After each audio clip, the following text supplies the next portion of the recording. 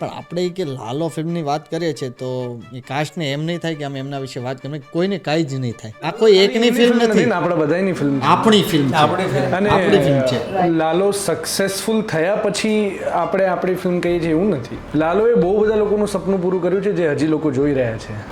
ત્યાં મારું સર્કલ છે જ્યાં હું રહું છું મુંબઈ, ત્યાં બધા કહી રહ્યા છે કે તમારી ગુજરાતી ફિલ્મ લાલો કરીને આવી છે અને જે બહુ જ સુપર ડુપર હિટ ચાલી રહી છે અત્યારે, એટલે એ લોકો પણ જોવા જવાનું બધા જઈ રહ્યા, મતલબ નેક્સ્ટ વીક પ્લાન કરી રહ્યા છે. અને મારું એવું માનવું છે કે ફિલ્મો માત્ર બજેટ્સથી નથી બનતી. બજેટ્સ તો હોવા જ જોઈએ ફિલ્મમાં, ત્યારે જ ફિલ્મ બને છે, પણ માત્ર બજેટથી નથી બનતી. આઈ થિંક ફિલ્મ બનાવવા માટે ઓનેસ્ટી, ક્રિએટિવિટી, ઇમોશન્સ અને સૌથી વધારે ઇમ્પોર્ટન્ટ છે ફિલ્મ બનાવવાની પેશન. કારણ કે એ પેશન જે છે ને એ જ તમારી નાવને, તમારી હોડીને એક પારથી બીજે પાર લગાવે છે. આજે આ સ્થાન ઉપરથી એ જ કહેશું કે તમારી જે ફિલ્મ આવે છે ને મન ભરીને લોકો વધાવી લે છે. બસ અમે તો એ જ શુભેચ્છા બધા તકે આપશું કે હરેક ગુજરાતી ફિલ્મને મન ભરીને વધાવી લેવા જોઈએ.